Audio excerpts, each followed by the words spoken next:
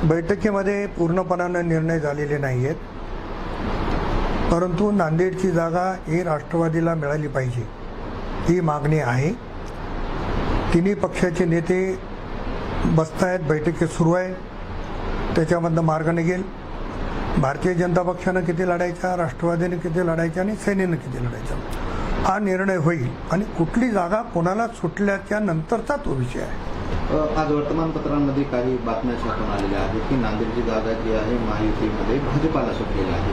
नेमकं काय खरी परिस्थिती? नाही, आणखी कुठली जागा कोणाला सुटलेली नाही हे तुम्हाला पण ताबडतोब कळते, परंतु संख्याबळ त्यांचं जास्त आहे आणि संख्याबळाच्या जोरावर जर ते मागत असतील तर कुठं ना कुठंतरी महायुतीच्या लोकांची एकमेकाला मदत लागणारच आहे।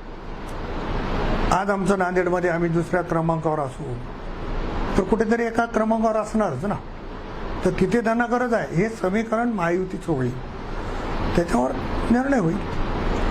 पुण्यातही तसा तेढ निर्माण झाला आहे, पुण्यातही राष्ट्रवादी जागा मागते। काल बैठकीत नेमकी काय चर्चा? बैठकीमध्ये मला काही नेमकी चर्चा माहिती नाही, मी एका बैठकीला नव्हतो, परंतु समन्वयाच्या भूमिकेतून सर्व जागा महायुतीने लढाव्यात आणि मग त्याच्यासाठीचं सूत्र ठरेल आणि मला वाटतं 1-2 दिवसात त्याचा निर्णय होईल। नांदेडच्या जागेवर तुम्ही अजूनही ठाम आहेत की राष्ट्रवादीला जागा? नाही बा, कार्यकर्ता मी राष्ट्रवादीचा आहे, माझ्या पक्षाला जागा मिळाली पाहिजे ही भूमिका माझी आहे। शेवटी नेतृत्वाचा निर्णय आहे, माननीय मुख्यमंत्री उपमुख्यमंत्री जो निर्णय घेतील तो आम्हाला मान्य करावा लागणार। काल संजय शिरसाट असं म्हणाले की अनेक राष्ट्रवादीचे जे कार्यक्रम